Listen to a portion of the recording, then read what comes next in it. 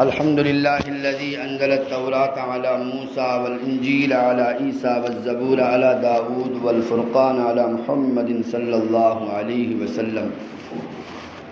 أما بعد فأعوذ بالله من الشيطان الرجيم. بسم الله الرحمن الرحيم. وإذ اعتزلتموهم وما يعبدون إلا الله فأووا إلى الكهف ينشر لكم ربكم من رحمته ويهيئ لكم من أمركم مرفقا. وفي مقام آخر إن الذين آمنوا والذين هاجروا وجاهدوا في سبيل الله أولئك يرجون رحمة الله إلى آخر آية. وقال النبي صلى الله عليه وسلم لو أزن إيمان أبي بكر بإيمان الناس لرجح ایمان ابی بکر الصدیق او کما قال النبی صلی اللہ علیہ وسلم. میرے محترم بزرگوں دوستو، الحمدللہ بڑے مبارک لمحات رمضان کے اعتبار سے اور بڑی مبارک راتیں بھی انشاءاللہ ان قریب ہی اللہ تعالی ہمیں عطا فرمائیں گے ان لمحات کو وصول کرنے کے لیے.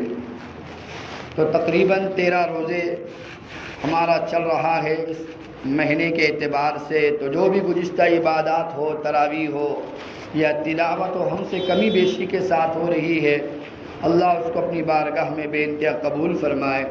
اور اسی طرح خصوصاً جو سیرت کے عنوان پر قسط چل رہی ہے، آج کا چونکہ 13واں روزہ ہے تو قسط بھی ہماری 13ویں چل رہی ہے.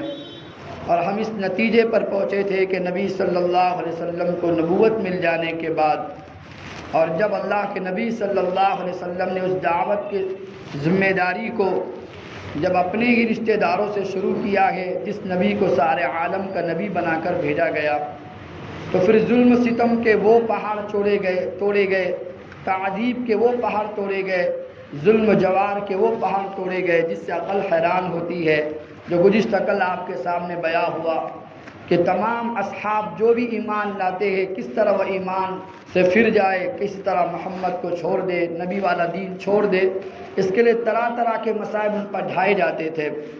بلکہ عثمان بن عفان رضی اللہ عنہ جب ایمان لا رہے ہیں، ایسے حالات سگا چاچا ڈال رہا ہے کہ کھجور کی چٹائی ہوتی، دونوں طرف سے ان کو پیک کر دیا جاتا اور دونوں طرف سے آگ جلائی جاتی جس کے دھوئے کی وجہ سے ان کو اندر ہی تڑپایا جاتا. ایسے صحابہ پر حالات تھے کہ عقل حیران ہوتی ہے. مصعب بن عمیر رضی اللہ عنہ جیسے صحابی جب ایمان لائے ہیں، حالانکہ ناز و نعم میں پلنے والے صحابی، لیکن ایسے حالات کی چکی میں اللہ نے ان کو بھی پیسا ہے کہ سگی ماں نے گھر کا دانہ پانی بند کر دیا، حتیٰ کہ لباس تک بدن سے چھین لیا اور کپڑے تک اتروا دیے. اور خود ماں تکالیف دینے کے لیے بچے کو کہا کرتی تھی جیسے سانپ بل سے نکلتا ہے، اوپر کا اس کا جو کپڑا قتل ہوتی ہے، جیسے وزن زیادہ ہونے کے بعد اوپر کی کھال سانپ نکال کر پھر جاتا ہے، ایسے ہی مصعب بن عمیر کو ایسے حالات میں رکھا گیا، ایسے تڑپایا گیا کہ جسم کی ساری چمڑی تک نکال لی گئی تھی. اس دین کے خاطر ایسے حالات میں اللہ تعالیٰ نے ان صحابہ کو رکھا ہے. آگے چلتے ہیں بلال حبشی کا واقعہ کل آپ نے سنا کہ امیہ بن خلف کے غلام ہے اور ایسے حالات میں رکھا جا رہا ہے کہ عرب کی تپتی ریت پر لٹا کر سخت چٹان رکھی جا رہی ہے اور مرنے کے لیے چھوڑ دیا جا رہا ہے. اور آگے چلتے ہیں تو آل یاسیر ہے، عمار ابن یاسیر جو بنو مخزوم کے غلام ہے، وہ ان کو ایسے ستاتے، ایسے تکلیف دیتے اور ایسے مٹیوں پر اور ایسے ریت پر ان کو گھسیٹا جاتا. حالانکہ دوسرے صحابہ برداشت کرتے، لیکن یہ دبلے پتلے صحابی تھے، اس شدت کو برداشت نہ کر سے اور اسی میں حالت میں ان کا انتقال ہو گیا. ان کی والدہ کے سمیہ یہ بیوی ہے، لہذا ایسے حالات کی چکی میں سمیہ کو رکھا گیا کہ برچہ مار کر اس ظالم نے سمیہ کو شہید کیا ہے. ایسے ہی آگے چلتے ہیں فقیہہ جو بنی عبددار کے غلام ہے اور فقیہہ رضی اللہ تعالیٰ عنہ، ان کو ایسے حالات کی چکی میں رکھا جاتا اور ان کو ایسے تکالیف دی جاتی کہ ان کے پیروں میں رسی کو باندھ دیا جاتا اور پورے عرب کی گلیوں میں ان کو گھمایا جاتا اور اسی حال میں تڑپتا ہوا ان کو چھوڑ دیا جاتا. بنی اب نہدیہ کے جو کلمہ پڑھ رہی ہے، ایسے ہی وہ جاریہ کلمہ پڑھ رہی ہے، اور ایسے ہی وہ فقیہہ کلمہ پڑھ رہے ہیں، ایسے ہی عبس کلمہ پڑھ رہی ہے۔ ان تمام پر حالات کی چکی میں پیسا جا رہا ہے۔ ضمیرہ کلمہ پڑھی ہے، جو ان پر حالات کی چکی اور ایسے مصائب ان پر ٹوٹے ہیں حتیٰ کہ آنکھیں تک ضائع ہوگی۔ یہاں تک کہ کفار نے طعنہ دینا شروع کیا کہ ہمارے لات عزا نے، ہمارے حبل نے اور ہمارے خدا نے تیری آنکھیں چھین لی ہے اور تیری روشنی سلب کر لی ہے۔ تو وہ اللہ کے سامنے ایک رات رونے لگی، اللہ میری آنکھیں چلی جائے مجھے اس کا کوئی غم نہیں ہے، لہذا مجھے تکالیف ہو رہی ہے، مجھے اس کا کوئی گلہ نہیں ہے، لیکن جو یہ وہ طعنہ دیتے ہیں کہ ہمارے معبودوں نے میری آنکھیں چھین لی ہے، یہ طعنہ مجھے برداشت نہیں ہوتا، چونکہ میں تیرے لیے آنکھیں میں نے کھوئی ہے۔ وہ رات میں دعا کر رہی تھی، اس کے بعد سو گئی، صبح اٹھی ہے، اللہ نے اپنی قدرت سے ان کی دوبارہ آنکھیں لوٹا کے دکھا دی۔ اللہ کو غیرت آئی، اللہ نے دوبارہ آنکھیں ان کو لوٹائی ہے۔ تو میں نے کیف آپ کو عرض کرنا یہ ہے، ایسے مصائب میں ان حالات میں ان کو پیسا جا رہا ہے۔ ایسے عامر بن فہیرہ ہے، ایسے خباب بن ارت ہے، جو یہ بنو خدا کے غلام ہے، ان کو ریت پر ان میں انمارہ نام کی خاتون ہے جس کے غلام تھے، آگ جلائی جاتی، کپڑے نکالے جاتے، جسم ان کا ڈالا جاتا اور آگ پر ان کو دونوں طرف کھینچا جاتا تھا۔ جس آگ کی تپش کی جو ہوتی تھی وہ ان کی چربی سے اور ان کے بدن کے گوشت کی وجہ سے، چربی کی وجہ سے وہ آگ بجھ رہی ہے۔ کیا کچھ حالات ہے سوچنے کے لائق ہے۔ تھوڑے بہت حالات ہم پر آئے، ہم فوراً آگے پیچھے ہو جاتے ہیں اور فوراً دین اور دنیا ایسے ذہنوں میں آ جاتی ہے کہ دین کو چھوڑنے پر مجبور ہوتے۔ ایسے علاقوں میں ہمارا چلنا ہوا۔ 2012 کی بات ہوگی، ہم بنگلور کے علاقے میں چل رہے تھے، وہاں پتہ چلا یہ کالونی ہے، آپ ملاقات کے لیے نہیں جا سکتے۔ ہم نے کہا یہ تو 700 مکان مسلمانوں کے ہیں، یہاں تو مسلمانوں کی بستی ہے اور یہ مسلمان لوگ ہیں، ہم ان سے ملاقات کو جانا چاہتے ہیں۔ تو واچمین کہنے لگا آج سے 6 سال پہلے یہ جتنے سارے 700 گھرانے ہیں مسلمانوں کے مرتد ہو کر کفر میں داخل ہو چکے ہیں۔ تھوڑی سی دنیا کی لالچ کیا ملی ان کو، کمرے کیا ملے ان کو، عمارتیں کیا ملی ان کو، رہنے کے لیے گھر کیا ملا، اپنے محمد کو چھوڑ کر انہوں نے دوسرا دین مذہب اختیار کر لیا ہے۔ تو ایسے تھوڑے تھوڑے حالات میں آ کر غربت کے مارے لوگ دین کو چھوڑ جاتے ہیں، لیکن ایک صحابی بھی آپ کو ایسا نہ ملے گا جس نے محمد مصطفیٰ کا ساتھ چھوڑا ہو۔ اور صرف ان حالات، یہ جو حالات آ رہے ہیں صرف ان صحابہ پر نہیں بلکہ کائنات کا سردار جو کلمہ پڑھانے والا ہے، جو رہبر انسان بن کر آیا ہے، جو امت کا چراغ بن کر آیا ہے، جو امت کی سرداری کا تاج جس کے سر پہ اللہ نے رکھا ہے، ان کے اوپر خود حالات اللہ ڈال رہے ہیں۔ سر چاند نبی کے اندر نبی صلی اللہ علیہ وسلم کے بیٹے عبداللہ کا انتقال ہوتا ہے تو سگا چاچا ابو لہب دوڑ لگا کے خوشیاں مناتا ہے کہ دیکھو محمد تو ابتر ہو گیا، نہ محمد کی نسل منقطع ہو گئی، محمد کی کوئی اولاد نہیں ہے، اور محمد کے گھروں پہ جا کر پتھر مارا کرتا اور کہا کرتا کہ محمد تو ابتر ہو گیا۔ سگا چاچا نبی کو تذلیل کیا کرتا تھا۔ اللہ کے نبی صلی اللہ علیہ وسلم اکاس کے بازار میں حجاج کے قافلے میں جاتے اور ان کو تبلیغ کرتے تو پیچھے پیچھے کنکریاں ہاتھ میں لے کے چلتا تھا، ارے دیکھو یہ میرا بھتیجا ہے اور میں اس کو پہچانتا ہوں، یہ پاگل ہو گیا ہے، لہذا خود بھی پتھر مارتا اور اوروں کو بھی پتھر مارنے کے لیے کہا کرتا تھا۔ ابو لہب کی بیوی جو بیوی ہے وہ بھی کچھ کم نہیں ہے۔ اللہ کے نبی صلی اللہ علیہ وسلم رات میں سو رہے ہوتے تھے، جہاں سے نبی کا گزرنا ہوتا تھا وہ بدبخت خاتون مارکیٹ جاتی، معاف کرنا وہ جنگل میں جاتی، صبح سے شام تک لکڑیاں توڑتی، جو کانٹے دار درخت ہوتے تھے ان کو توڑ کر لاتی تھی، اور رات میں جب نبی صلی اللہ علیہ وسلم دن میں نکلتے تھے اپنے گھر سے تو راستے میں سارے کانٹے بٹھا دیا کرتی تھی۔ وہی راستہ نبی کے گزرنے کا ہوتا تھا۔ نبی کے راستے میں کانٹے بچھانے والی کوئی ہے؟ ابو لہب کی نبی کی چاچی یہ جمیل ہے جو ابو جہل کی بیوی، ابو لہب کی بیوی ہے، جو نبی صلی اللہ علیہ وسلم کے راستے میں کانٹے بچھایا کرتی تھی۔ ایسی تکالیف، اسی لیے تو اللہ نے کہا حمالۃ الحطب، کو لکڑی کو گٹھا کرنے والی، اللہ نے اس کو برباد کر دیا۔ رہا وہ پتھر مارنے والا، تبت یدا ابی لہب وتب، اللہ نے اس کے ہاتھ کو بھی ضائع کر دیا۔ نبی کے اوپر ایسے حالات کی چکی میں پیسا جا رہا ہے۔ اللہ کے نبی صلی اللہ علیہ وسلم چھپ چھپا کر، اور زمانے میں 4 نبی تک کوئی کھل کر نماز نہیں پڑھا کرتا تھا۔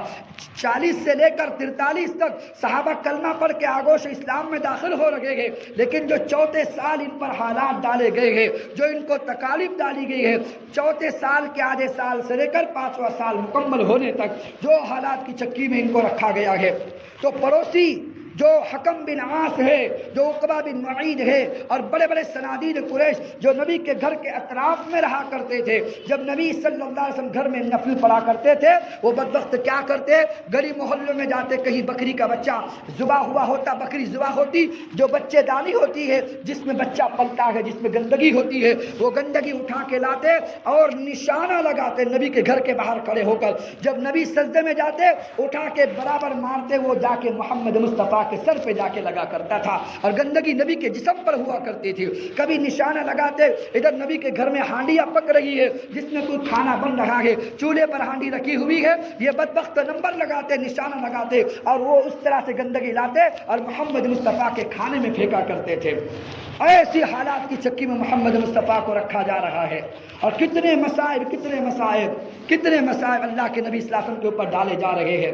عقبہ بن معید بدبخت، اللہ کے نبی وہ حتیم میں آئے ہیں، مطاف میں آئے ہیں، نماز پڑھ رہے ہیں، صنادید قریش مکہ کے بیٹھے ہوئے تھے، آپس میں شرط لگائی کون اس کے سر کے اوپر مکہ کے باہر ایک جانور ذبح ہوا ہے وہاں سے اوج اٹھا کے لائے گا اور اس کو اس پر ڈالے گا۔ جب سب خاموش رہے، عقبہ بن معید بدبخت عرب کا بڑا سردار تھا، بڑا نامور آدمی تھا، بڑی اس کی اوقات تھی، بڑے پیسے والا تھا، بڑے ہتھیار کا مالک تھا، تجارت کے بڑے اس کے سفر ہوا کرتے تھے، لوگ اس کو مقام کے اعتبار سے جانتے تھے۔ اس نے شرط لگائی، جب کوئی نہ مانا وہ خود ہی نکلا عقبہ بن معید بدبخت انسان، اور گیا ہے اوج اپنے جسم پہ اٹھا کے لایا ہے، اور نبی کے دونوں شانے، نبی سجدے میں تھے، دونوں شانوں پر اس نے اٹھا کے اتنا وزنی وہ چیز ڈالی ہے کہ کائنات کے سردار سجدے سے جنبش تک نہیں کر سکتے۔ اسی گندگی کے عالم میں اللہ کے نبی صلی اللہ علیہ وسلم سجدے میں پڑے ہیں۔ فاطمہ کو کسی نے کہا، روتے روتے آتی ہے، وہ چھوٹی سی بچی اس اوج کو دور ڈھکیل ڈھکیل کے دور کر رہی ہے، اور نبی کو اس طرح حالات کی چکی میں رکھا جا رہا ہے۔ یہی عقبہ بن معید، اللہ کے نبی صلی اللہ علیہ وسلم ایک مرتبہ مطاف میں نماز پڑھ رہے تھے، اور نماز پڑھتے پڑھتے حتیم کے اندر اور حرم کے اندر نماز پڑھ رہے تھے، وہ آیا اور اس نے کہا کہ دیکھو یہ جو نماز پڑھ رہا ہے اس کی کون ہنسی اڑائے گا، اور ہنسی اڑانے کی کیا کرنا ہے، گلے میں رسی ڈالنا ہے، اس کو کھینچنا ہے۔ لہذا اسی بدبخت سجدے کی حالت میں رسی ڈالی ہے اور نبی کو الٹا کر کے کھینچنا شروع کیا ہے۔ اس طرح نبی کے اوپر حالات آ رہے ہیں۔ ایک مرتبہ نبی نماز پڑھ رہے ہیں، ابو جہل ابن ہشام آتا ہے اور وہ کہتا ہے کہ یہ اب نبی نماز پڑھ رہے ہیں، اب دیکھو میں ان کو کیسے رونتا ہوں اور نعوذ باللہ کیسے ذلیل کرتا ہوں، میری طرف دیکھو۔ وہ دوڑ کر جاتا ہے، نبی سجدے میں، یہ پیر اس نے جوتے کے ساتھ نبی کی گردن پہ رکھے اور زور سے دبانا شروع کیا تاکہ نبی کی روح پرواز کر جائے، قریب تھا کہ نبی کی روح پرواز کر جاتی، لہذا ایسے حالات میں نبی کو رکھا گیا۔ ایک مرتبہ اس کی قوم بنو خدا مخزوم آئی، کہا کہ کیا کرتے ہیں نبی کا، کتنی تکالیف دو، صحابہ کو تکالیف دو، یہ ماننے کو تیار نہیں ہوتے۔ میں نے کل آپ کو سنایا، اس نے کہا کہ میں کام کرتا ہوں، اس نے بڑا پتھر اٹھایا نبی کے سر پہ ڈالنے کے لیے۔ کل آپ سن چکے ہیں کہ اللہ تعالیٰ نے فرشتہ بھیجا ہے، بیچ میں الٹے پیر وہ بھاگا ہے، اور نبی کے سر پہ پتھر ڈالنا تھا کہ اللہ کے نبی صلی اللہ علیہ وسلم کے بچاؤ کے لیے اللہ نے فرشتوں کا انتظام فرمایا۔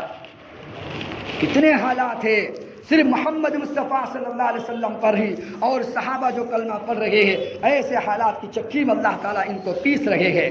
عتیبہ آتا ہے، ابو لہب کا بیٹا، جس کے ساتھ رقیہ، ام کلثوم، عتبہ اور عتیبہ، یہ دو بیٹے تھے ابو لہب کے، ان کے دونوں کے ساتھ نبی کی بیٹیوں کا نکاح طے ہو چکا تھا، لیکن جو ہی کوہ صفا سے محمد مصطفیٰ نے دعوت دی ہے ایک کلمے کی، ان دونوں کو ابو لہب نے کہا جب تک کہ تم نبی کی بیٹی کو طلاق نہیں دیں گے مجھے تم سے بات کرنا حرام ہے۔ اور بدبخت نبی کے در پہ جاتے ہیں، اور اس بوڑھے باپ سے پوچھو جس کی بیٹیوں کو طلاق پڑ رہی ہو، اس سے پوچھو اس کو رات کا رونا کیا ہوتا ہے۔ جب کوئی بیٹی گھر پہ بیٹھ کر آتی ہے اس کو پوچھو اس کا گزارے کا اسباب کیسے ہوتے ہیں۔ لہذا کائنات کے سردار کی بیٹیوں کو طلاق دے کر وہ بچے جا رہے ہیں۔ ایک مرتبہ نبی صلی اللہ علیہ وسلم نماز پڑھ رہے ہیں، وہ بدبخت آتا ہے، کہا کہ تم سورہ نجم پڑھ رہے ہو، یہ والنجم اذا ہوا، اور کہنے لگا کہ ما داغ البصر وما طغى، اور آگے کہنے لگا کہ فقان قاب قوسین او ادنی، جس کو تم خدا کو مانتے ہو اس اتارنے والے خدا کی میں تکذیب کرتا ہوں، اور اس قرآن کو بھی میں جھوٹا مانتا ہوں۔ اور نبی کا میری طرف دیکھو، یہ جو چادر تھی، چادر اس نے یہاں سے لپیٹی اور چادر کا سیدھا کونا پھاڑا ہے اور نبی کے منہ پہ بڑا تھوک بنا کے نبی کے منہ پہ مارا ہے۔ حدیث میں آتا تھوک تو محمد کے چہرے پہ نہیں پہنچا ہے، اور نبی کے منہ پہ مٹی ڈالی اور لوٹ کر جب جانے لگا، اللہ کے نبی کا غصہ بھی انتہا کو پہنچ گیا۔ نبی نے بد دعا دے کر کہا کہ اللہ تجھے اپنے کتوں میں سے کوئی کتا مسلط کرے گا اور تجھے نیست نابود کرے گا۔ اور محمد مصطفیٰ کی دعا قبول ہوئی. وہ شام کا سفر کو جا رہا تھا. سفر کو جانے کے قریب قریب ایک علاقے میں ایک زرقاء ایک علاقہ ہے ملک شام کے علاقے کے اندر. وہاں سارا قافلہ تجارت کا ٹھہرا ہوا ہے. قافلے کے ارد گرد شیر آ گیا.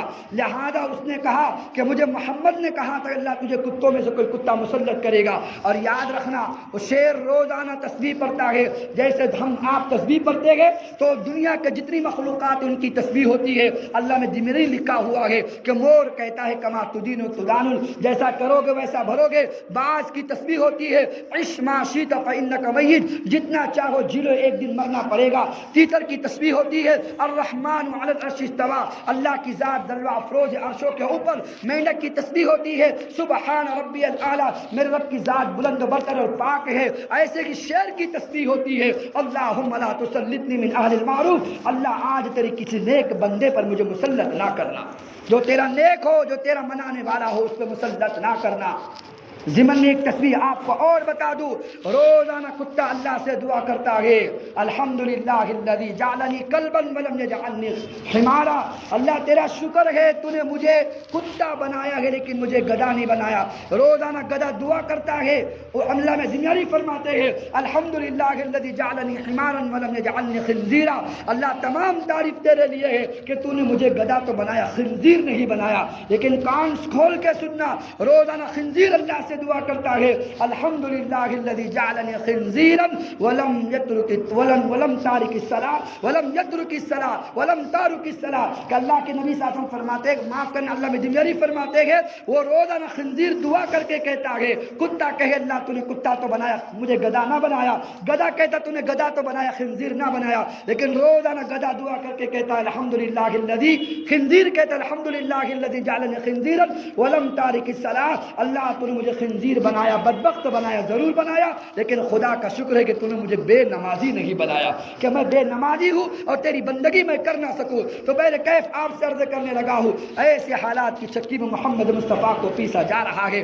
اللہ نے شیر کو مسلط کر دیا. اس نے کہا کہ کچھ بھی ہو میں نے نبی سے سنا تھا کہ کوئی کتوں میں سے کتا اللہ کا تیرے اوپر مسلط ہو جائے گا. لگتا ہے وہ گھڑی آن پڑی ہے. قافلے والے نے کیا کیا؟ تجارت کا سارا سامان اکٹھے کیا اور اونچائی بنایا. اونچائی پر ابو لہب کے بیٹے عتیبہ کو سلایا، کہا کہ شیر تجھے نہ پھاڑ سکے، ہلاک نہ کر سکے.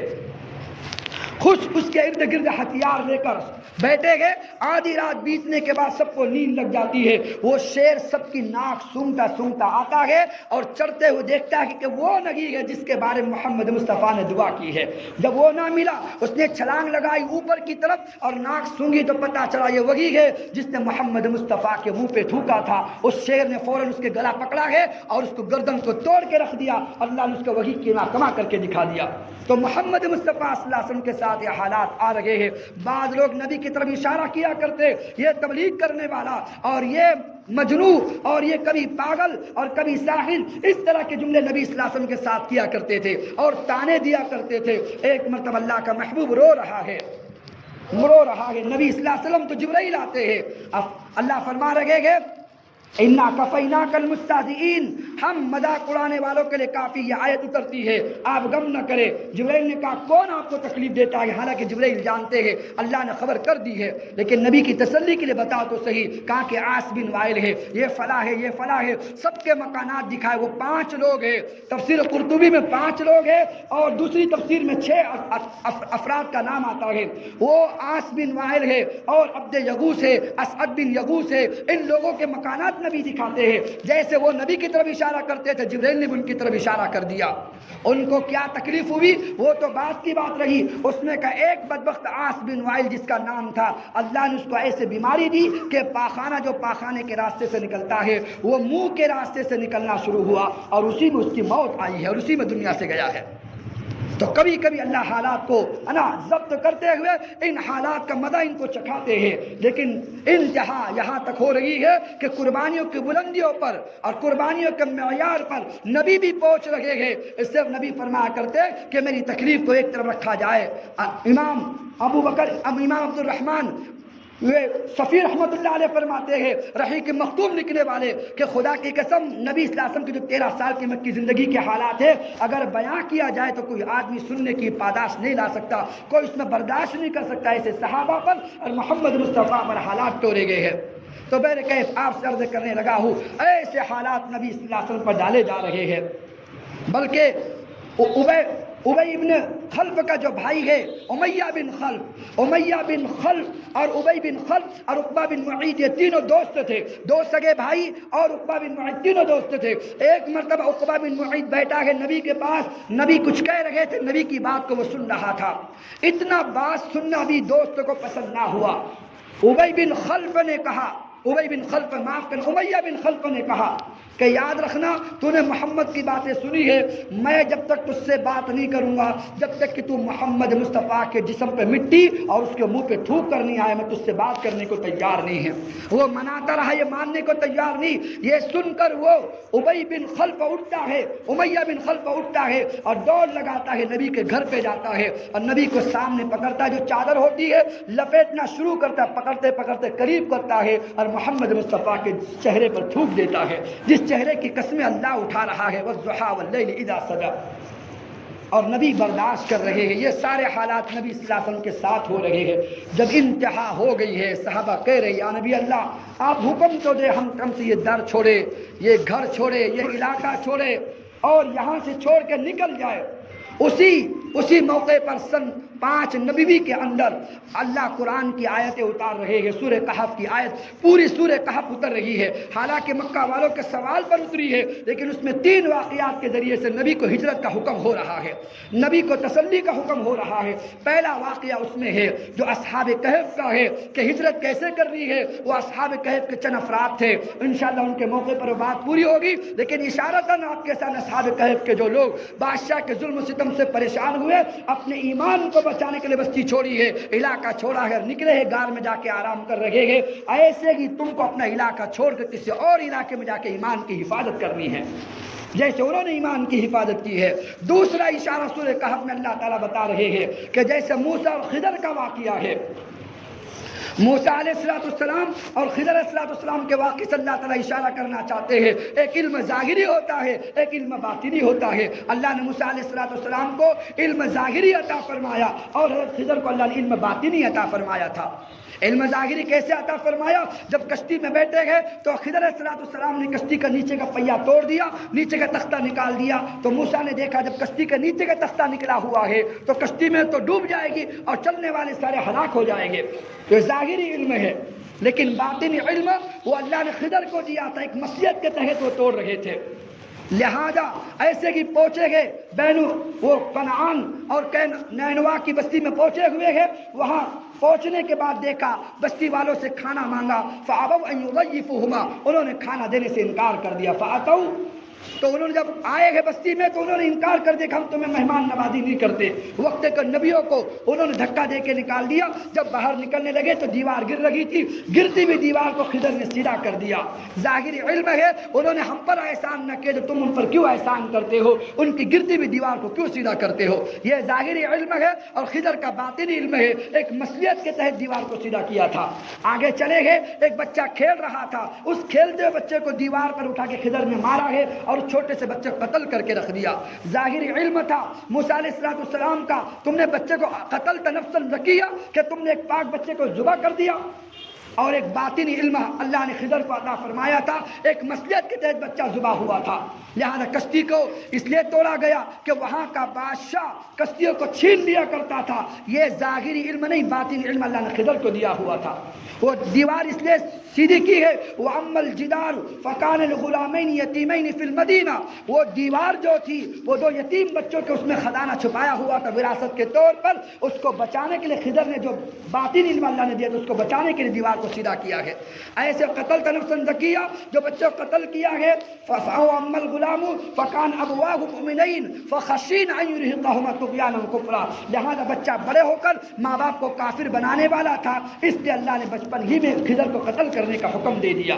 تو دو علم ہے، ظاہری اور باطنی۔ اس واقعے سے اللہ اس امت کو رہبری کرانا چاہتے تھے۔ ظاہری اعتبار سے تم پر حالات آ رہے ہیں، لیکن اس کا نتیجہ یہ نکلے گا کہ مارنے والے کلمہ پڑھ کے ضرور اسلام میں داخل ہوں گے، یہ ضرور آپ کے قدموں میں گریں گے، یا تو اللہ ان کو صفحے ہستی سے مٹائے گا۔ لہذا تیسرا واقعہ سے اللہ اشارہ کر رہے ہیں کہ وَيَسْأَلُونَكَ عَنْ ذِي الْقَرْنَيْنِ قُلْ سَأَتْلُو عَلَيْكُم مِّنْهُ ذِكْرًا إِنَّ مَكَّنَّا لَهُ فِي الْأَرْضِ وَآتَيْنَاهُ مِنْ كُلِّ شَيْءٍ سَبَبًا فَأَتْبَعَ سَبَبًا۔ لمبا چوڑا واقعہ ہے۔ اللہ تعالیٰ ذوالقرنین کے واقعے کو بیان کر کے اشارہ دیتے ہیں کہ جب ظالم قومیں حد سے آگے بڑھتی ہے، جیسے یاجوج ماجوج حد سے آگے بڑھے تھے، اللہ نے ایک نیک بادشاہ مسلط کیا ہے ذوالقرنین کی شکل میں، اور یاجوج ماجوج سے انہوں نے ان بستی والوں کی حفاظت کی ہے۔ تو اللہ تمہارے لیے بھی کوئی انتظام کرے گا، اور ان صحابہ کے لیے اللہ انتظام کرے گا، اور اللہ تعالیٰ تمہاری حفاظت کریں گے۔ یہ تین آیات کی طرف واقعوں کے ذریعے سے محمد مصطفیٰ کے ساتھیوں کو اللہ اشارہ دے رہے تھے۔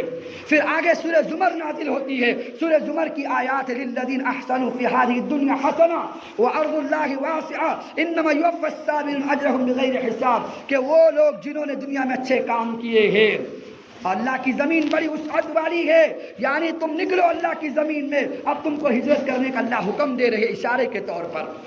اب یہ صحابہ کو اللہ کے نبی صلی اللہ علیہ وسلم اشارہ کرتے ہیں ہجرت کرنے کا، کیونکہ اتنا ظلم و ستم جب ٹوٹ رہا ہے محمد مصطفیٰ پر بھی، اور ان صحابہ جانثاروں پر بھی، ان یاروں پر بھی، اور ان غاروں کے صحابہ پر بھی، تو اللہ کے نبی نے ان کو بلا کر ترغیب دی ہے۔ لہذا صحابہ تو پہلے ہی تیار تھے۔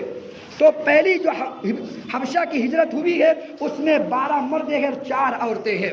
12 مرد سیر میں لکھا ہوا ہے، 12 مرد ہے اور 4 عورتیں ہیں۔ یہ روانہ ہوتے عثمان بن عفان ان کے امیر ہے، اور رقیہ رضی اللہ تعالی عنہ جو محمد مصطفیٰ کی بیٹی ہے، یہ بھی پہلے قافلے میں ساتھ شامل ہے۔ اس لیے تو نبی نے بیٹی کو دیکھ کر کہا تھا سب سے پہلے اللہ کے لیے ہجرت ابراہیم علیہ السلام نے کی، اس کے بعد لوط علیہ السلام نے کی، اس کے بعد میرے گھرانے کی بیٹی رقیہ نے ہجرت کی ہے۔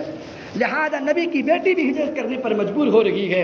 یہ 12 آدمی 12 مرد ہے، 4 عورتوں کا قافلہ رواں ہوتا ہے، تو کشتی لینے کے لیے وہ بحیرہ ایک سمندر تھا، اس کے کنارے پہنچتا ہے، تو اتفاقاً اللہ کی مدد ایسی کہ 2 کشتی پہلے ہی تیار تھی۔ اگر زیادہ تاخیر ہوتی مکہ والوں کو پتہ چلتا، وہ دوڑ لگا کر جانے والوں کو روک لیتے اور ظلم و ستم کے دوبارہ ان پر پہاڑ توڑتے۔ لہذا اس سے پہلے کشتی اللہ نے بھیجنے کا انتظام کیا، کشتی میں سوار ہوتے ہیں اور اس ملک میں چلے جاتے ہیں۔ اس سے کہ نبی نے سنا تھا اس ملک کا بادشاہ اسحما جو نجاشی بادشاہ ہے، وہ نصرانی ضرور ہے لیکن مسلمانوں سے اس کو بڑی ہمدردی ہے، اور تورات کا جاننے والا ہے، انصاف عدل کرنے والا ہے۔ لہذا اللہ کے نبی نے وہاں کا رخ کرنے لگایا۔ جب یہ وہاں پہنچے ہیں تو یہ رجب کا مہینہ تھا اور سن 5 نبی کا زمانہ تھا، نبی کی نبوت کو 5 سال ہو چکے تھے۔ رجب کا مہینے میں یہ قافلہ نکلا ہے 12 مرد 4 عورتوں کا۔ جب یہ وہاں پہنچا تو رمضان میں ایک واقعہ پیش آیا ہے۔ رمضان کے مہینے میں اللہ کے نبی صلی اللہ علیہ وسلم کعبہ کے سامنے کھڑے ہیں اور صنادید قریش اپنی اپنی باتوں میں لگے ہوئے تھے۔ اللہ کے نبی صلی اللہ علیہ وسلم نے سورہ نجم کی تلاوت کرنی شروع کر دی، تو سورہ نجم کی تلاوت میں وہ صنادید اس سے پہلے قرآن انہیں سنا نہیں تھا، وہ کہتے تھے وَالْغَوْ فِيهِ لَعَلَّكُمْ تَغْلِبُونَ وَإِذَا قُرِئَ الْقُرْآنَ، جب قرآن پڑھا جا رہے ہیں تو وَأَنصِتُوا، تم خاموش رہنا ایک جگہ ہے، وَالْغَوْ فِيهِ لَعَلَّكُمْ تَغْلِبُونَ، اور دوسری باتوں میں لگے رہنا دوسری جگہ ہے۔ کہا کہ قرآن کو سننا نہیں، عرب قرآن کو نہیں سنا کرتے تھے، لیکن آج کیا ہوا، باتیں کرتے کرتے جو ہی کان میں آواز پڑی ہے ایسی، اور پڑھنے والا بھی محمد مصطفیٰ ہو۔ حدیث میں آتا ہے جب لوگ جنت میں چلے جائیں گے اللہ پوچھیں گے کوئی چیز باقی ہے چاہت کی، کہا کہ کچھ نہیں باقی ہے، کہا کہ ہم تمہیں ایسا نظارہ دکھاتے ہیں۔ اللہ داؤد علیہ السلام کو بلائیں گے اور داؤد علیہ السلام زبور کی تلاوت جو کریں گے، اور زبور کی تلاوت کرنا جب شروع کریں گے، جنت کا پتا پتا بھی داؤد کی آواز کو سن کر وجد میں آ جائے گا۔ پھر اللہ فرمائیں گے کہ اب میرے نبی محمد مصطفیٰ کا نمبر ہے۔ اللہ تعالیٰ محمد مصطفیٰ کو اوپر بٹھائیں گے اور تقریباً سورہ انعام ہے یا سورہ یاسین کے اللہ کے نبی تلاوت کریں گے اور پڑھنے والا محمد مصطفیٰ ہو، فرمان خدا تعالیٰ کا ہو۔ جب نبی پڑھ رہے ہوگے تو دنیا کی کوئی شے جنت کی ایسی نہیں ہوگی، حور و غلمان ہو یا تمام چیزیں ہو، نبی کی تلاوت کو سن کر کھو جائے گی کہ اس سے حسین بھی دنیا میں کوئی آواز ہو سکتی ہے۔ وہ نبی پڑھ رہے گے، ٹھہر ٹھہر کے پڑھنا، وقفے کے ساتھ پڑھنا، معنی مطالب کے ساتھ پڑھنا، ایک ایک آیت پہ رونا، اور جہاں عذاب ہو اس پہ سہم جانا، جہاں جنت کا شوق ہو اس پہ اللہ کے نغمے اور نعمتیں اور شکر گزاری کرنا۔ اللہ کے نبی سورہ نجم کی تلاوت کر رہے تھے، ان کے کانوں میں آواز پڑی ہے، آواز پڑھتے پڑھتے ایسے مدہوش ہوئے، اپنی باتیں ان کی زبانوں سے بند ہوئی اور سب ایسے خاموش بیٹھے تھے جیسے سب کے سروں پہ چڑیا بیٹھی ہوئی ہے، اگر حرکت کرے تو چڑیا اڑ جائے گی، اس طرح بیٹھے ہوئے ہیں۔ لیکن جب نبی پہنچے گے فَاسْجُدُوا لِلَّهِ وَاعْبُدُوا، اللہ کے لیے سجدہ کرو، وَاعْبُدُوا، اس کی عبادت کرو، یہ سن کر وہ کھو گئے کہ ہم کافر ہیں، اور سارے کے سارے کفار مکہ سجدے میں جا کر اللہ کو سجدہ کرنے لگے۔ جب سجدہ مکمل ہوا تو تب پتا چلا، او ہو یہ تو محمد کے کلام نے ہم پہ جادو کر دیا، آج تک ہم تو سنا نہیں کرتے تھے، یہ کلام میں تاثیر ہی اللہ نے ایسی رکھی ہوئی ہے۔ عطا اللہ شاہ بخاری رحمۃ اللہ علیہ جلسے کے اندر قرأت شروع کر رہے ہیں، مجمع رات میں بیٹھا ہوا تھا، ادھر قرأت شروع ہو رہی تھی، اچانک قرأت کرتے کرتے آنکھیں بند کی تو دیکھا شہد کا چھتا پورا مجمع پہ چھایا ہوا ہے اور سارے لوگ ڈر رہے ہیں، یہ مکھیہ ہمیں کاٹے گی، ہمیں تکلیف دے گی، اور سارے لوگ واویلا مچا رہے تھے۔ عطا اللہ شاہ بخاری قرآن کی تلاوت، سورہ رحمان کی تلاوت کر رہے تھے، جب آنکھیں کھولی تو دیکھا مجمع پریشان ہے، تو آواز دے کر کہا، ارے اے سنگ دلو، اے پتھر کے دل انسانوں، جب تم اللہ کے کلام سے تمہارا دل نرم نہیں ہوتا، میری آواز کو سن کر اللہ نے قرآن کو سننے کے لیے ان مکھیوں کو بھیجا ہے۔ یہ مکھیاں تمہیں تکلیف دینے کے لیے نہیں بلکہ یہ اللہ کا قرآن سننے کے لیے یہاں موجود ہے۔ جیسے قرآن کی تلاوت ختم ہوئی وہ ساری مکھیاں اپنے راستے کو چل پڑی ہے۔ اللہ کے کلام میں وہ تاثیر ہے۔ مولانا خیر محمد صاحب فرماتے، ایک علاقے مجھے جانا ہوا، ایک غریب مسکین آدمی نے دعوت کی کہ میں جلسہ رکھنا چاہتا ہوں، جلسہ وہاں رکھا۔ جب جلسہ رکھا گیا تو وہاں پر اس وقت اس علاقے کے بڑے سیٹ نے کیا کیا، اس نے بہت بڑا فنکشن رکھا جس میں عورتوں کا ناچ ہے، جس میں موسیقی ہے، جس میں گانا بجانا ہے، جس میں شراب کباب ہے، اس نے ساری چیزوں کو مہیا کیا۔ اور جب مولانا خیر محمد صاحب پہنچے ہیں، امام مسجد سے ملے ہیں اور اس غریب ذمہ دار سے ملے تو کہا کہ حضرت کیا کرے، پورا کا پورا مجمع رنڈیوں کے گانا سننے کے لیے چلا گیا ہے، مسجد میں کوئی بھی نہیں ہے جو آپ کی بات کو سن سکے، اور کوئی بھی نہیں ہے جو مسجد میں آ سکے، اور 30 40 سے 70 لوگ بیٹھے ہوئے تھے۔ لہذا مولانا خیر محمد صاحب نے کہا جب اتنے دور سے بلائے ہیں تو کیوں نہ میں اللہ کا کلام شروع کروں۔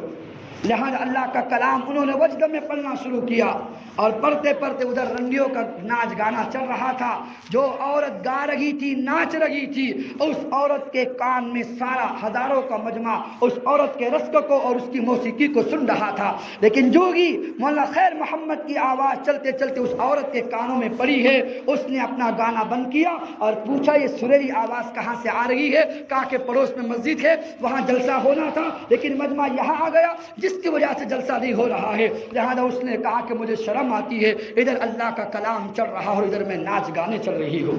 لہذا اس نے اپنا ناچ گانا چھوڑا اور اس نے روتے روتے دوڑ لگائی اور آواز دے کر کہا کیا میں تمہارا قرآن سن سکتی ہوں؟ وہ پردے میں بیٹھ جاتی ہے، اللہ کا کلام سن رہی ہے، اللہ کے لیے کیا مشکل ہے۔ وہ مجمع جو گانا سننے کے لیے آیا تھا، ایک عورت کی طرف پر اللہ نے سارے مجمع کو دوبارہ مسجد میں بھیجا اور اللہ تعالیٰ نے سب کو اس قرآن کو ایسا سنایا ہے وہ سب بھول گئے کہ گانا کیا ہوتا ہے، رس کیا ہوتا ہے۔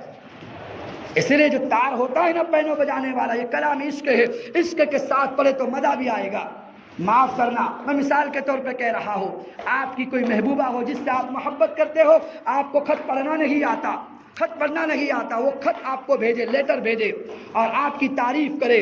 جب آپ کو پڑھنا نہیں آتا، آپ پڑوس میں کسی کو دیکھ کر بولو گے بھائی پڑھ کے دکھاؤ۔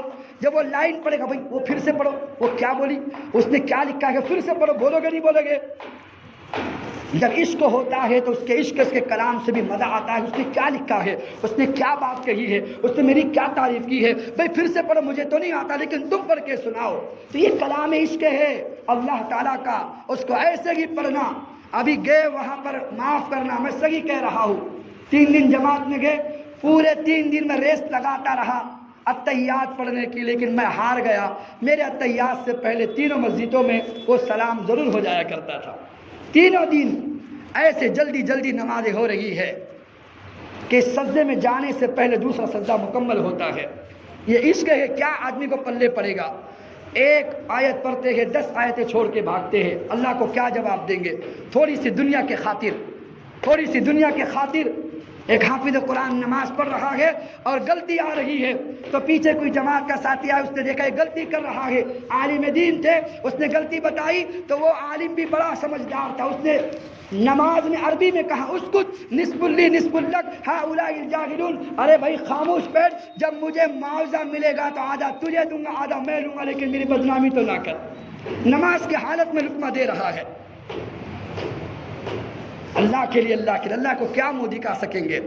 اس کے لیے میں آپ کو بتانے چاہ رہا ہوں، نبی کا قرآن سنا ہے اور سب کے سب سجدے میں چلے گئے ہیں اللہ کے کلام کو سن کر۔ یہ پہلا قافلہ گیا ہے، جب سجدے میں گئے ہیں تو وہاں پر خبر پہنچی ہے حبشہ کے اندر، کہتے ہیں نا کہ خبر پہنچی کہ مکہ والے اسلام میں داخل ہو۔ کیسے اسلام میں داخل ہوئے؟ یہ سجدے میں گئے مکہ والے تو وہاں خبر پھیل گئی جھوٹی کہ مکہ کے سارے افراد ایمان میں داخل ہو گئے ہیں۔ وہ سارے کے سارے حبشہ کے جو 12 مرد 4 عورتیں گئی تھی، وہ خوشی خوشی کہ ہمارا سارا علاقہ ایمان میں داخل ہو گیا تو ہم کیوں در در کی ٹھوکریں کھائے۔ وہ واپس آئے ہیں، لیکن ساحل سمندر سے قریب پہنچنے سے پہلے اس سے پہلے کہ اترتے خبر آتی ہے کہ وہ واقعہ یوں نہیں تھا، وہ واقعہ کچھ اور تھا اور خبر آپ کو غلط پہنچی ہوئی ہے۔ کچھ آدھے اتر جاتے ہیں، آدھے بچتے بچاتے واپس جاتے ہیں، کچھ کسی کی پناہ مکہ میں داخل ہوتے ہیں۔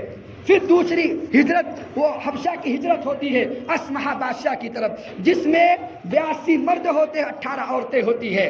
یہ سن 6 نبی کا واقعہ ہے، شوال کے مہینے میں واپس آئے ہیں۔ یہ سن 6 نبی کا واقعہ ہے، جس میں دوسری ہجرت یا 5 کے آخر میں اور 6 کے شروع میں یہ ہجرت دوسری ہو رہی ہے۔ اور اللہ کے نبی کے اشارے پر 82 مرد ہیں، 18 عورتیں، تقریباً یہ 100 مردوں کا قافلہ دوسری ہجرت کرتا ہے۔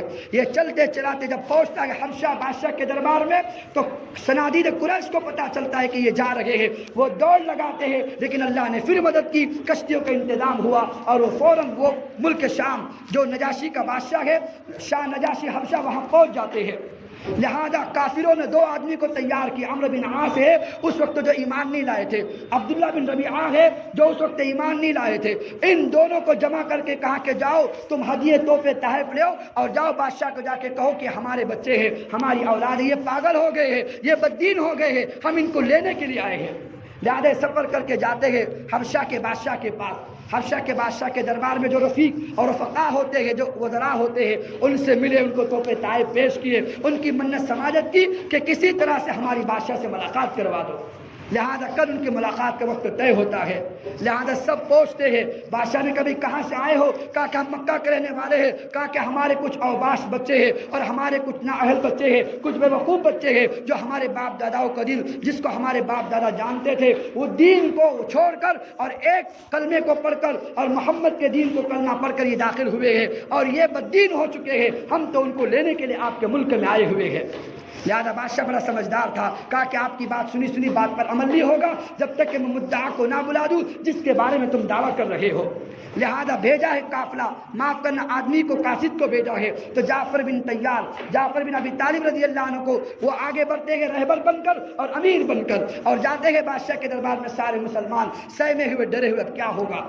تو مسلمانوں سے بادشاہ نے پوچھا بھائی یہ کہہ رہے ہیں کہ تم بددین ہو گئے ہو، یہ کیا صحیح کہہ رہے ہیں یا جھوٹ کہہ رہے ہیں؟ تو انہوں نے ایسے انداز میں تقریر کی ہے، جعفر بن ابی طالب رضی اللہ عنہ نے کہا کہ ہم تو گمراہی میں پڑے ہوئے تھے، اللہ نے ایک اپنا ہم پر احسان کیا کہ آپ نے ہم میں سے ہی ایک نبی اللہ نے پیدا کیا ہے جس نے امانت داری ہمیں سکھائی ہے، جس نے حلال حرام کا تمیز ہمیں سکھائی ہے، جس نے صلہ رحمی کرنا ہمیں سکھایا ہے۔ ہم پہلے خون ریزی کرتے تھے، اب ہم ایک دوسرے کو حقوق ادا کرتے ہیں، پہلے رشتوں کو توڑتے تھے اب رشتہ داری ہم نبھاتے ہیں، پہلے خیانت کرتے تھے اب امانت داری کا ہم زندگی جی رہے ہیں، پہلے ہم بتوں کی پرستش کرتے تھے اب اس نبی کے آنے کے بعد ایک خدا کو ہم سجدہ کر رہے ہیں، اس نبی کو ہم مانتے ہیں۔ بادشاہ نے کہا کہ یہ جو کہہ رہے ہیں اس کا تمہارے نبی پر کوئی قرآن اترتا ہے، کوئی کلام اترتا ہے؟ تو اس نے فوراً کہنے کے بعد حضرت جعفر بن ابی طالب رضی اللہ عنہ سورہ مریم کی تلاوت کرنی شروع کی۔ جو کہ سورہ مریم پڑھنی شروع کی ہے، بادشاہ بھی پھوٹ پھوٹ کے رویا ہے، حتیٰ کہ احادیث سیرت میں ملتا ہے کہ بادشاہ کی داڑھی بھی تر ہو گئی ہے، جتنے صحیفے سامنے رکھے ہیں رو رو کے برا حال ان کا ہو رہا ہے، اور سارے صحیفے تک تر ہو چکے ہیں، اتنا چیخ چیخ کر روئے ہیں سورہ مریم کو سن کر۔ کہا کہ تم نے سچ کہا، تم نے سچ کہا، کہ جاؤ اور اپنے ان عمرو بن عاص اور عبداللہ بن ربیعہ سے کہا تم واپس چلے جاؤ، ان کو تم ہاتھ نہیں لگا سکتے۔ وہ چلے گئے۔ دوسرے دن عمرو بن عاص نے کہا عبداللہ بن ربیعہ سے اب میں مسلمانوں کی کل ایسی کلی کاٹ دوں گا کہ ان کی کوئی بات نہیں چلے گی اور ان کو ملک سے نکلنا ہی پڑے گا، لہذا آخری بات آپ کے سامنے۔ جیسے کہ دوسرا دن آتا ہے اور جب دربار میں پہنچتے بادشاہ سلامت یہ آپ کی مریم کے تعلق سے کیا کہتے، چونکہ بادشاہ نصرانی تھا، یہ مریم کے تعلق سے ان کا کیا خیال ہے، عیسیٰ کے بارے میں یہ کیا کہتے ہیں؟ بادشاہ نے کہا کیا کہتے ہیں؟ کہا کہ بلا کر لاؤ۔ جب دوسرے دن یہ صحابہ جا رہے ہیں، فرماتے ہم پہلے دن کے بنسبت بڑے ڈرے ہوئے تھے کہ پتہ نہیں کیا ہوگا، لیکن ٹھان لیا کہ جو کہیں گے سچ کہیں گے، اللہ نے سچ میں نجات رکھی ہوئی ہے، سچ بولو گے اللہ کامیاب کرے گا، سچ بولنے کا ٹھان لیا۔ پھر جعفر بن ابی طالب آگے بڑھتے ہیں اور وہ پوچھتا ہے بادشاہ نصرانی بتاؤ تم عیسیٰ کے بارے میں کیا کہتے ہو؟ کہا کہ ہم عیسیٰ کے بارے میں وہی کہتے ہیں جو ہمارے نبی نے کہا ہے۔ کہا کہ تمہارے نبی نے کیا کہا ہے؟ کہ ہمارے نبی نے کہا ہے عیسیٰ اللہ کے بیٹے نہیں ہے، عیسیٰ اللہ کے بندے ہیں، اللہ کی روح ہے، اللہ کے کلمے ہے، اور پاک مریم کے بطن سے اللہ نے ان کو پیدا کیا ہے۔ وہ بادشاہ نصرانی پھر رونے لگا اور ایک تنکا پاس پڑا، وہ تنکا ہاتھ میں اٹھایا اور قسم اٹھا کے کہا میں قسم اٹھاتا ہوں جتنا یہ تنکا میرے ہاتھ میں ہے اس تنکے سے بھی کمی بیشی کے ساتھ عیسیٰ نے ہم سے یہ بات نہیں کہی، آپ نے وہی کہا جو عیسیٰ نے کہا ہے، اس تنکے سے بھی آگے پیچھے تم نے کمی بیشی نہیں کی ہے، بلکہ وہی کہا جو عیسیٰ نے ہم سے کہا کہ عیسیٰ مریم کے بیٹے ہیں، اللہ کے بیٹے نہیں ہے۔ لہذا اس طرح حالات مسلمانوں پر آئے، پھر مسلمان جو زندگی گزار رہے ہیں، پھر جب ہجرت ہوئی ہے تو تب یہ قافلہ واپس آ رہا ہے، ادھر مکی زندگی کے حالات، پھر نبی صلی اللہ علیہ وسلم پر جو حالات آ رہے ہیں، انشاءاللہ زندگی باقی رہی آپ کے سامنے آئندہ کی صورت کی جائے گی۔ تو سوچے صحیح جتنا آدمی حالات میں ہوگا اللہ اس کو نکھارتے ہیں، جب تک بلندی پر نہیں آدمی پہنچتا، جب تک حالات کی چکی میں اس کو پیسا نہیں جاتا۔ سورج بھی بڑی تفیش کے ساتھ بلندی پر آتا ہے، بعد میں اس کا زوال ہوتا ہے، پہلے عروج ہوتا ہے، پھر زوال ہوتا ہے، پھر اس کا غروب ہوتا ہے۔ ایسے کہ اللہ نے اس دین کو عروج بخشنا تھا تو پہلے اللہ نے حالات کی چکی میں محمد مصطفیٰ کے جانثاروں کو پیسا ہے، حالات میں ڈالا ہے، بیٹیاں ہو، نبی کے بیٹے ہو، صحابہ کی اولادیں ہو، صحابہ کی نسلیں ہو، ان کی بیویاں ہو یا خود صحابہ کی ذات ہو، سب پر اللہ نے حالات میں ڈال کر ان کو پرکھ کے دیکھا ہے، بغیر پرکھے بغیر جانچے۔ یہ تو حالات پتہ نہیں چلتے یہ سچا ہے یا جھوٹا ہے، کھرے کھوٹے کو پرکھنے کے لیے اللہ کبھی کبھی حالات کو ڈالتے ہیں۔ تو الحمدللہ یہ اللہ کے نبی صلی اللہ علیہ وسلم کی سیرت ہم جو یہ اس کو چلا رہے ہیں یا جو بیان ہو رہی ہے، ہم نیت لے کر یہاں پہ جائے، جو ہم سن رہے ہیں، جو آپ نے ابتدا سے یہاں تک سنا ہے، انشاءاللہ زندگی باقی جو انتہا تک آپ سنیں گے کہ ہم کما حقہ زندگی کو پلٹی کھلانے کے لیے ایک بات بھی کافی ہے، ایک واقعہ بھی کافی ہے، زندگی کا ایک پہلو بھی کافی ہے، زندگی کی سیرت ایک ٹکڑا بھی، نبی کی ایک صبح ایک شام بھی زندگی کو بدلنے کے لیے کافی ہے۔ تو کون سی صبح میری ہوگی جو سیرت کا پیکر میں بنوں گا، اور کون سی صبح اور شام میری ایسی ہوگی کہ رات کو توبہ کر کے اللہ کی طرف بڑھوں گا۔ یہ سیرت کو سنانا قصے کہانی کے طور پر نہیں ہے تاکہ میرے آپ کی زندگی میں تبدیلی آ سکے۔ ایک دن کا کلمہ پڑھنے والا زندگی قربان کرنے کو تیار ہوتا تھا، ہم تو مسلمان کے گھر میں پیدا ہوئے ہیں تو کیا ہم اپنی چاہتیں چھوڑنے کو تیار نہیں ہو سکتے؟ اس سے اپنی چاہتوں کو قربان کرنا نبی کی چاہتوں کے اوپر، اور بہت تھوڑی چاہت ہے کہ شلوار کو ٹخنوں سے نیچے لٹکاؤ گے، دل چاہتا ہے نیچے لٹکاؤ، نیچے لٹکاؤ تو جہنم میں جاؤ گے، تھوڑا اوپر کر دو اللہ کی نبی کی چاہت کو مانتے ہوئے، تھوڑا اوپر کر دو، اللہ کے نبی نے فرمایا وہ سیدھا جنت میں جائے گا۔ چاہت بہت تھوڑی ہوتی ہے، نیند آ رہی ہے فجر کی نماز میں، دل کہتا ہے سو جا، تھوڑی دیر کے بعد اٹھ کے چلے جاؤ گے، تھوڑے آدھے گھنٹے کی نیند ہوتی ہے، اور 2,88,00,000 برس سال آدمی ایک نماز کو چھوڑنے کے بنسبت جہنم کی وادی میں جلتا ہے۔ اپنی چاہتیں قربان کرنا ہم سیکھے، پھر دیکھو اللہ کیسے کامیابی، ان سنتوں پر عمل کرنا ہم سیکھے، پھر دیکھو اللہ کیسے کامیابی سرکنار کرتا ہے۔ بلکہ ایسی سنتوں پر لوگوں نے عمل کیا ہے، نبی صلی اللہ علیہ وسلم کی سنت پر، بلکہ یہی قاسم نانوتوی معاف کرنا اشرف علی تھانوی رحمۃ اللہ علیہ کی بیوی ہے، پہلے دن گھر میں آتے ہیں لوکی پک رہی، لوکی سمجھتے ہیں نا آپ، لوکی پک رہی ہے، دوسرے دن بھی لوکی پک رہی ہے، پورے ہفتے بھر لوکی گھر میں پک رہی ہے۔ تو سوچا شاید میری بیوی کو بخار تو نہیں آ گیا کہ روز لوکی پکا رہی ہے، کچھ اور ڈش بناتی نہیں۔ لہذا 1 ہفتہ گزرا، 2 ہفتہ گزرا، 3 ہفتہ گزر گیا. بیوی سے پوچھا بیگم صاحبہ آپ کی طبیعت تو ٹھیک ہے؟ ایک ہی سبزی ترکاری، ایک ہی ڈش ہمارے گھر میں بچ رہی ہے کہ تم 3 ہفتوں سے لوکی پکا رہی ہو. قربان جائے اس خاتون پر. اس خاتون نے کہا کہ اپنے گھر کی دیوار مسجد کی دیوار کے قریب ہے. 3 جمعہ پہلے آپ بیان کر رہے تھے کہ لوکی کھانا میرے نبی کی سنت ہے، تو میں نے بھی اپنے خادم سے کہا ہے جب تک مارکیٹ میں لوکی باقی رہے گی اس گھر میں لوکی ہی پکتی رہے گی. جب تک لوکی مارکیٹ میں بکے گی، جب تک لوکی کا زمانہ ختم نہیں ہوگا ہم دوسری سبزی نہیں کھائیں گے محمد مصطفیٰ کی سنت پر عمل کرتے ہوئے. تو ہم بھی تو کوئی ایک چیز ٹھان لینا کہ نہیں یہ چیز میں لے لیتا ہوں اور زندگی کو بدلنے کا فیصلہ کریں گے انشاءاللہ. اللہ مجھے آپ کو عمل کی توفیق نصیب فرمائے اور جو سیرت ہو رہی ہے اللہ اس کو اپنی بارگاہ میں بے انتہا قبول فرمائے. مختصر دعا کریں. بسم اللہ الرحمن الرحیم الحمد للہ رب العالمین. ربنا ظلمنا انفسنا وان لم تغفر لنا وترحمنا لنكونن من الخاسرین. ربنا آتنا في الدنيا حسنة وفي الآخرة حسنة وقنا عذاب النار. اللهم خفف عنا ثقل الأوزار وارزقنا عيشة الأبرار واكفنا شر الأشرار واعتق رقابنا ورقاب آبائنا وأمهاتنا وإخواننا وأولادنا من النار يا عزيز يا غفار. اللهم صل على روح محمد في الأرواح وصل على جسد محمد في الأجساد وصل على قبر محمد في القبور. اللهم صل على محمد النبي الأمي وعلى آله وسلم تسليما. وصلى الله تعالى على خير خلقه محمد وعلى آله وصحبه أجمعين برحمتك يا أرحم الراحمين.